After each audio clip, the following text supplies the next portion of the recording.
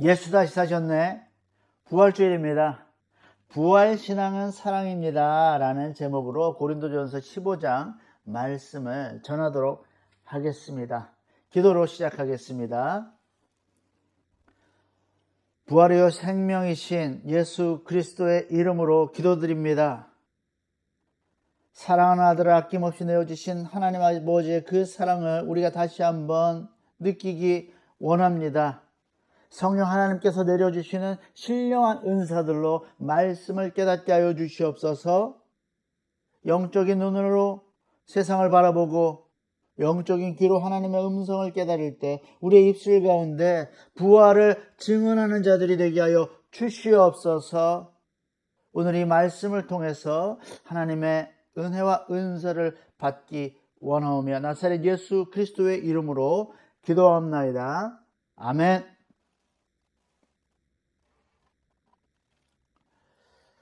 부활신앙은 사랑입니다. 고린도전서 15장 19절에서부터 24절 말씀을 함께 읽겠습니다. 만일 그리스도 안에서 우리가 바라는 것이 다만 이 세상의 삶뿐이면 모든 사람 가운데 우리가 더욱 불쌍한 자이리라. 그러나 이제 그리스도께서 죽은 자 가운데서 다시 살아나사 잠자는 자들의 첫 열매가 되셨도다. 사망이 한 사람으로 말미암았으니 죽은 자의 부활도 한 사람으로 말미암는도다. 아담 안에서 모든 사람이 죽은 것 같이 그리스도 안에서 모든 사람이 삶을 얻으리라. 그러나 각각 자기 차례대로 되리니 먼저는 첫 열매인 그리스도요, 다음에는 그가 강림하실 때 그리스도에게 속한 자요, 그 후에는 마지막이니 그가 모든 통치와 모든 권세와 능력을 멸하시고 나라를 아버지 하나님께 바칠 때라. 아멘. 어느 가난한 시골집에 할머니와 손자 둘이 살고 있었습니다. 어느 흉년이 들어서요, 먹을 거라곤 부엌 구석에 남은 감자 몇 알뿐인 매우 추운 겨울이었습니다. 어린 손자가 배가 고파서 울면서 보채면서 할머니, 저 감자 하나만 삶아주세요. 배고파 죽겠어요. 할머니는 눈물을 머금고 손자의 손을 잡으면서 말씀하셨어요. 아가, 이건 그냥 감자가 아니라 씨감자란다. 겨울이 지나고 봄이 됩니다. 할머니는 감자의 싹을 틔우고요, 조각을 내서 밭에 심었습니다. 몇 달 후에 그 밭에는 수십 배의 감자가 주렁주렁 열렸어요. 그때 할머니가 손자에게 말씀하셨어요. 우리가 그때 그 감자를 먹었으면 하루를 살았겠지만 땅에 심었기 때문에 우리는 한 해를 살게 된 거란다. 비록 진짜 농사꾼은 아니지만요, 여러분은 이 낯선 하와이 땅에 이 나라는 이름의 귀한 씨감자를 기꺼이 심으신 분들입니다. 이 땅에 여러분 자신을 심었더니요, 자식들이 자라나서 열매를 맺었습니다. 여러분이 씨감자가 되었더니요, 비즈니스가 일어나고요, 직장에서 뿌리를 내렸습니다. 여러분이 쏟아부은 땀과 눈물, 그리고 사랑을 하나님께서 다 알고 계셔요. 씨감자가 되어서 평생을 썩어지며 헌신하신 여러분, 정말 수고하셨습니다. 여러분 덕분에 자녀들은 하루만 배부른 인생이 아니라요, 이 땅에서 든든히 뿌리를 내리고 다음 세대를 이어가는 풍성한 삶을 살게 되었죠. 여러분의 인생은 결코 사라지는 감자가 아닙니다. 누군가를 살리는 하늘의 씨감자입니다. 여러분이 자녀를 위해서 하와이 땅에, 또 가족들을 위해서 하와이 땅에 자신을 씨감자로 심으셨던 그 마음, 그 사랑, 그 절박하고 위대한 사랑이요, 가장 잘 아시는 분이요, 바로 하나님 아버지이십니다. 하나님은 죄와 죽음이라는 흉년을 만난 우리 인간들을 그냥 내버려 두지 않으셨어요.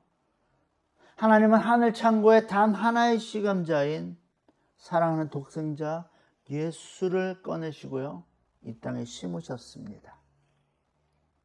고린도전서 15장 42절은요, 이 신비를 이렇게 설명하고 있어요. 썩을 것으로 심고 썩지 아니할 것으로 다시 살아난다. 하나님이신 예수님께서 우리에게 생명을 주시려고 기꺼이 썩을 몸을 입으셨습니다. 그리고 아버지는 아들이 십자가에 찍히고 무덤이라는 어두운 흙 속에 묻혀 썩어가는 고통을 인내하셨어요. 왜요? 이 세상을 사랑하기 때문에. 그리고 사랑하는 우리에게 영생을 주시려고요, 독생자 예수를 내어 주셨습니다. 아들 예수님도 하나님 아버지의 사랑에 기꺼이 동참하셨습니다.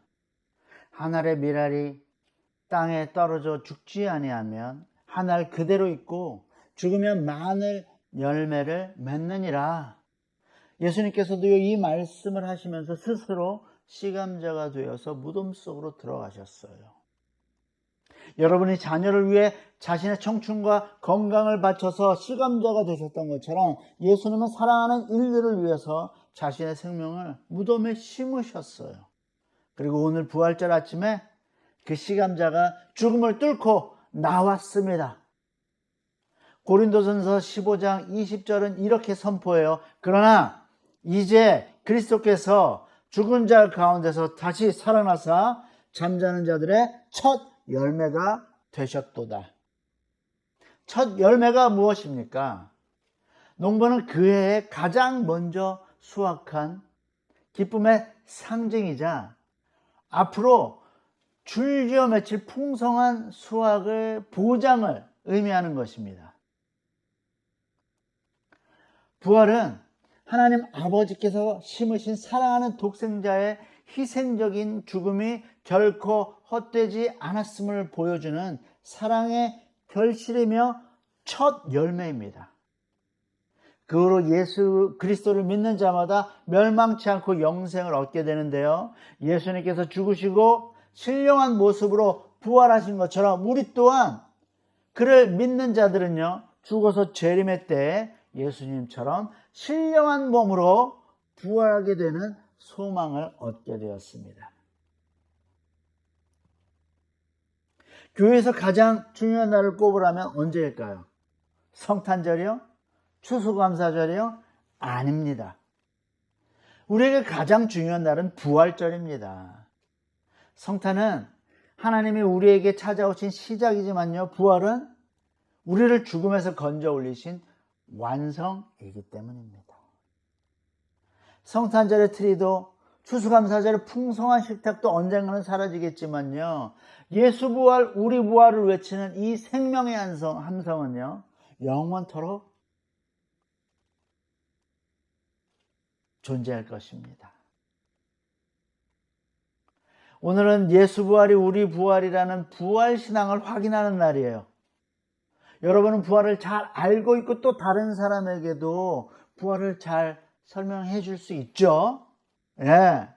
부활신앙은 기독교의 핵심입니다. 부활이 없으면 십자가는 그저 형벌에 불과합니다.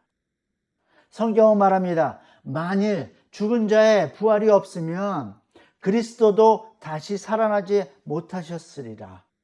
그리스도께서 만일 다시 살아나지 못하셨으면 우리가 전파하는 것도 헛것이요, 또 너희 믿음도 헛것이며 또 우리가 하나님의 거짓 증인으로서 발견되리라. 그렇습니다. 부활신앙이 없으면요, 기독교는 아무것도 아닙니다. 퀴즈 하나 오랜만에 드리겠습니다. 믿는 자들이 죽은 다음에 어떤 모습으로 어디로 가게 될까요? 1번, 잠을 잔다. 2번, 영혼이 주품에 안긴다. 3번, 연옥에 간다. 네. 개혁주의자들은요, 우리가 죽는 순간 우리 영혼이 주님의 품에 안식한다고 약속을 해요. 이것이 예수 믿고 천국 간다는 천국 소망이죠. 예수님의 약속의 말씀입니다.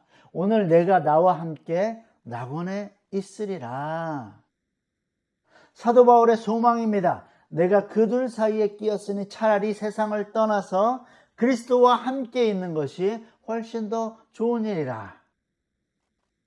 성경에서 말하는 잠을 자든 캐톨릭이 말하는 연옥에 가든 개혁주의자들이 말하는 영혼이 주품에 안기든 이것들은 모두요 부활을 기다리는 중간 상태라는 점, 그것은 정통 기독교가 교파를 막론하고 동의하는 것입니다.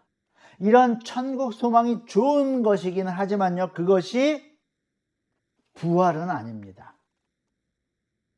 썩을 것으로 심고 썩지 아니할 것으로 다시 살아나며, 욕된 것으로 심고 영광스러운 것으로 다시 살아나며, 약한 것으로 심고 강한 것으로 다시 살아나며, 육의 몸으로 심고 신령한 몸으로 다시 살아나나니,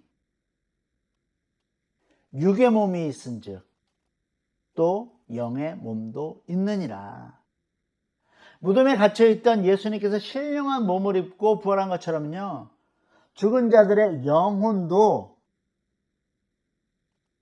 신령한 몸으로 부활한다는 믿음까지가 부활 신앙입니다. 고린도와 아테네를 포함하는 그리스 로마 세계에서는요, 죽어서 육신의 몸을 벗어버리면 영혼이 자유로워진다고 믿었습니다.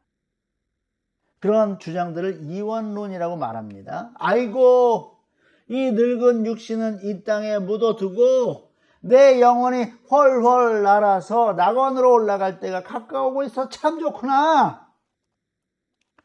늙고 병들고 연약한 몸으로 부활한다는 거예요. 그 이원론자들에게는요, 낙원에 있는 영혼이 다시 지옥으로 가는 그런 느낌이에요. 천국 소망, 이원론적인 낙원에 머무르는 마음은 아닙니까? 천국 소망까지만 기대하고 있다면요, 그것은 이원론이랑 비슷한 거예요. 어리석은 생각입니다. 그것은요, 마치 씨감자를 심지도 않고 낙원의 창고에서 싹을 틔워요. 그리고 묵히는 농부입니다. 심지 않고요. 싹난 감자는 먹으면 탈이 납니다. 싹을 틔운 씨감자는요, 신령한 몸으로 부활하기 위해서 어떻게 돼야 돼요? 땅에 심겨져야 합니다. 혹시라도 지금까지는 천국 소망까지만 바라봤다면 이제는 신령한 눈을 뜨시고 신령한 몸으로 부활하는 부활 소망을 바라보시기를 축복합니다. 많은 현대인들은 사후세계를 믿지도 않고요, 생각하지도 않습니다. 내세를 외면하고 현세에만 집중하는 현대인을 세 가지 부류로 제가 나눠봤어요. 첫 번째는 과학적 실증주의자들입니다. 그들은 사후세계에 대한 데이터 아니면 객관적인 정보가 거의 없기 때문에 사후세계를 증명할 수 없다, 그래서 나는 받아들일 수 없다 라고 말합니다. 두 번째는 세속적 인본주의자들입니다. 그들은 현재 그들이 살고 있는 세상에서 악을 극복하고 더 좋은 인간 세상을 꾸미는 데 치중을 해요. 세 번째, 실용적인 물질주의자들입니다. 그들은 사람이 죽어서 세상에서 사라진다고 생각하는데 사후세계 관심 없어. 나 알지도 못하는 건데 난 지금이 중요해. 통계를 보니까요, 사후세계를 믿는 사람은요, 대한민국의 경우 3분의 1이에요. 믿지 않는 사람 50%가 넘는다고 합니다. 그리고 아무 생각이 없어요. 15%.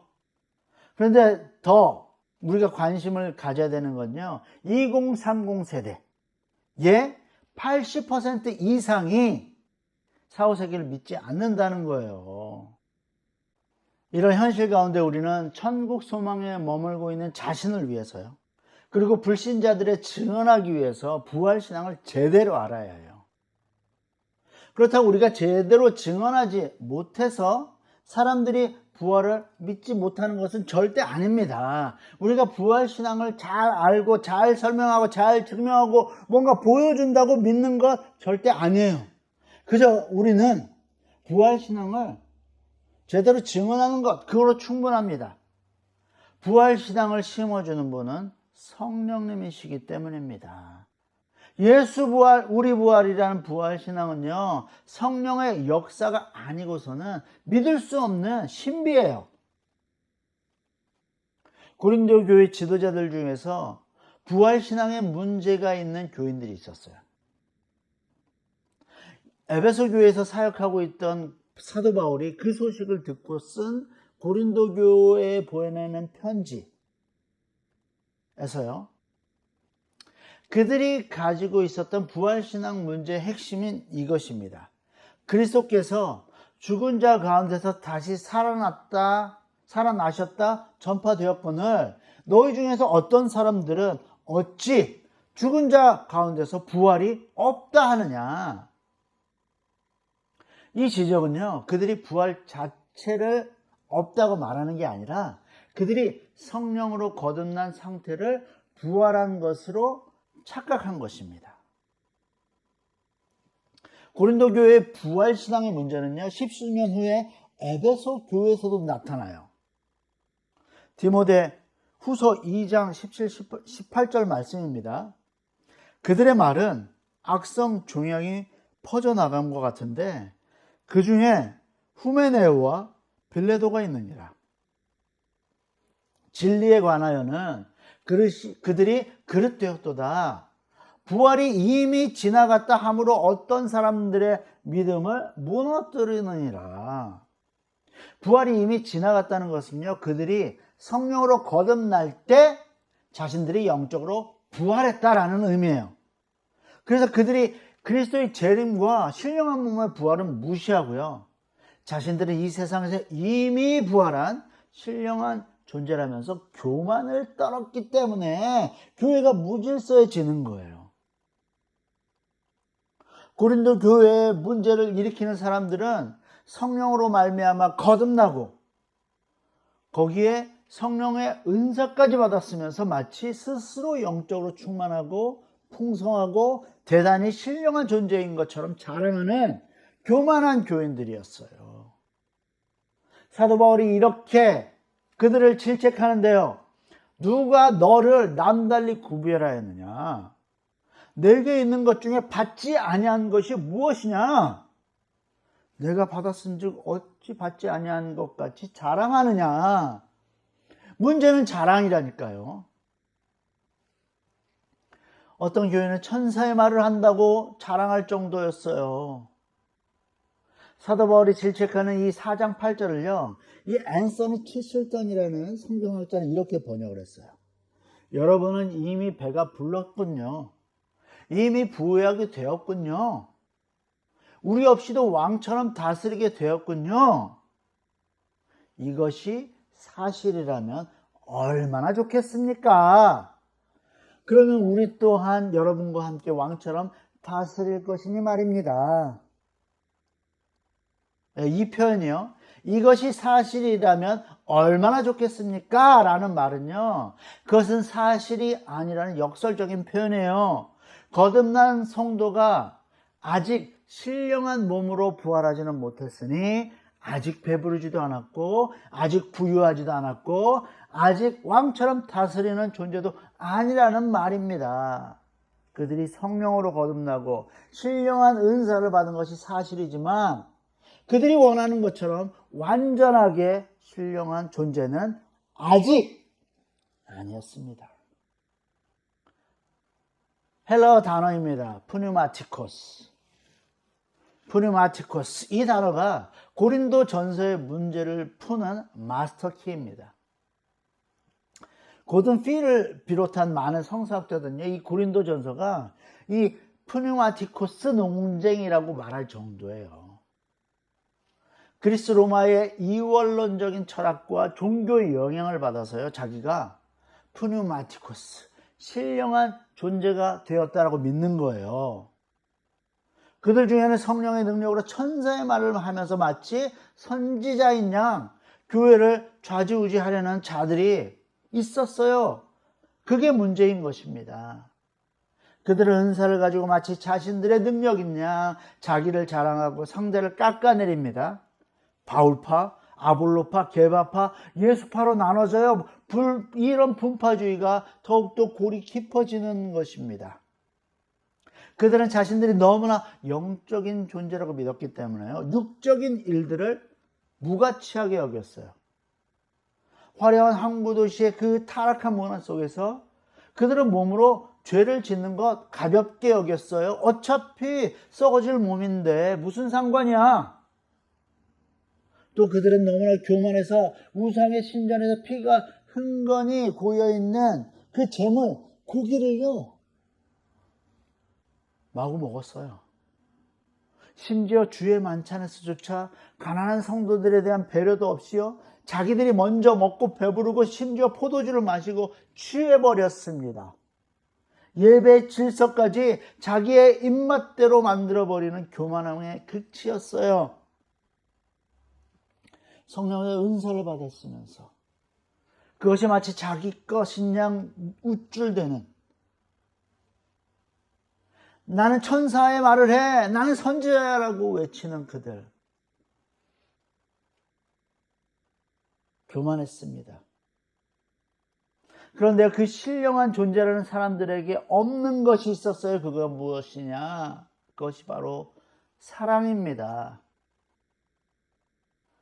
사랑자가 뭐라고 말하고 있습니까? 내가 사람의 방언과 천사의 말을 할지라도 사랑이 없으면 소리나는 구리와 울리는 꽹과리가 되고, 내가 예언하는 능력이 있어 모든 비밀과 모든 지식을 알고 또 산을 옮길 만한 모든 믿음이 있을지라도 사랑이 없으면 내가 아무것도 아니요, 내가 내게 있는 모든 것으로 구제하고 또 내 몸을 불사르게 내어줄지라도 사랑이 없으면 내게 아무 유익이 없느니라.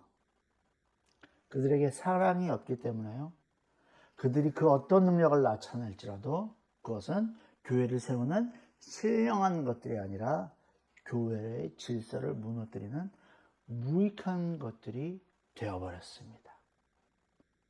그들은 사랑에 대해서 몰라도 너무 몰랐습니다. 예언에는 끝이 있고 방언은 멈출 것이고 지식은 무용지물이 될 것이다. 그러나 사랑은 결코 떨어지지 않는다.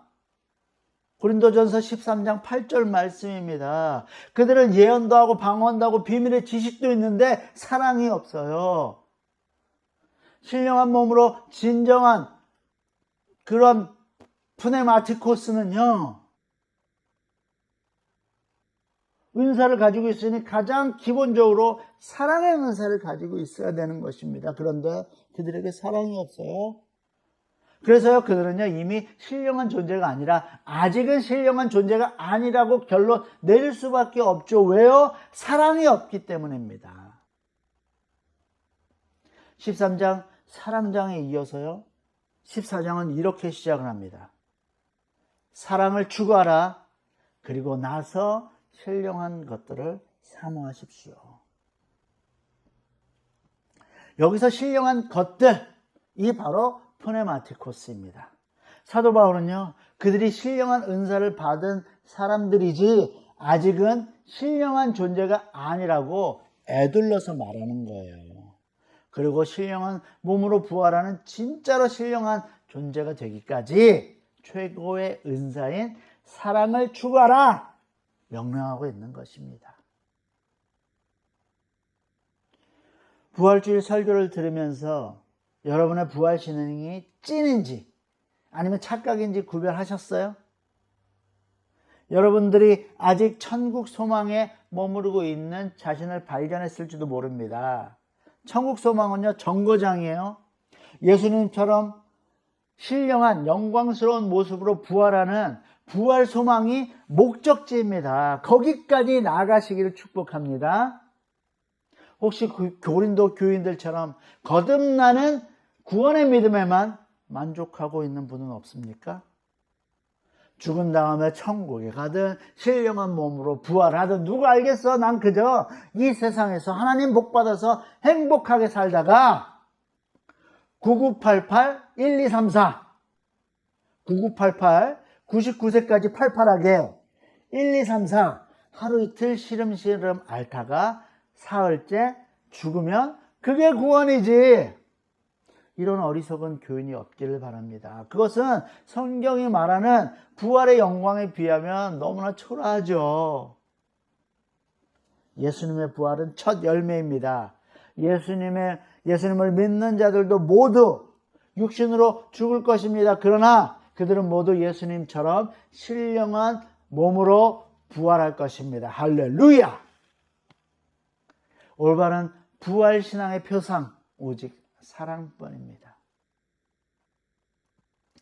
부활을 믿는다고 말하면서 사랑하지 않는다면요, 그것은 거짓입니다. 시감자의 싹을 치워놓고 정작 남주기 아까워서 창고에 묵혀두는 것과 같습니다. 그렇게 묵혀둔 시감자는요, 썩어서 냄새만 풍기고요, 혹여 누가 먹기라도 하면 속만 쓰리게 될 뿐입니다. 심겨지지 않는 시감자는 자기에게도 농부에게도 최악의 비극입니다. 시감자를 나누는 사랑을 추구하십시오. 여러분은 이미 인생이라는 척박한 땅을 갈면서 시감자의 부활을 체험한 분들이잖아요. 하와이 땅에 여러분 자신을 시감자로 심었기 때문에 여러분들이 오늘 여러분들의 자녀가 배불리 먹고요, 여러분이 사업을 할 수 있고요, 여러분들도 돈을 벌고 일상을 살아가고 있는 거잖아요. 그리고 다음 세대도 일어났습니다. 이제 우리가 인생의 끝자락에 가 있다면 마지막 농사를 준비하시기 바랍니다. 부활신앙은요, 장차 올 새 하늘과 새 땅을 기다리는 소망입니다. 동시에 오늘 기꺼이 사랑으로 싹을 틔운 시감자가 돼서요, 이 땅에 묻혀도 좋다는 믿음의 배짱입니다. 내가 오늘 더 조금 손해보고, 내가 오늘 한 번 더 용서하고, 내가 오늘 형제한테 밥도 사주고, 그런 희생이 사랑입니다. 시감자를 심는 것입니다. 여러분, 아까워하지 말고 사랑하십시오. 두려워하지 말고 심으십시오. 하나님 아버지께서 당신의 아들을 시감자로 주어 우리에게 풍성한 열매를 주셨던 것처럼 이제 우리가 심은 사랑이요, 세상에게 나눠질 것입니다. 열매를 맺어서요. 2026년 부활주일 찐으로 사랑하는, 부활신앙으로 살아가는 여러분이 되시기를 주님의 이름으로 축복합니다. 기도하겠습니다. 예수 다시 사셨네. 예수 부활, 우리 부활. 죽을 수밖에 없는 죄인들을 구원하신 예수 그리스도께서 부활하신 날 너무나 기쁩니다. 주의 하나님, 오늘 또한 말씀을 통해서 주님이 다시 오실 때 우리도 신령한 몸으로 예수님처럼 부활하게 될 것이라는 소망을 깨달았습니다. 주의 하나님, 아직까지 천국 소망에 머물러 있다면 부활신앙으로 전진하게 하여 주시옵소서. 아직 부활신앙을 믿지 못하고 있다면 성령 하나님, 그 마음 가운데 부활신앙을 심고 싹트여 주시고 열매 맺게 하여 주시옵소서. 부활의 주님의 이름으로 기도하옵나이다. 아멘.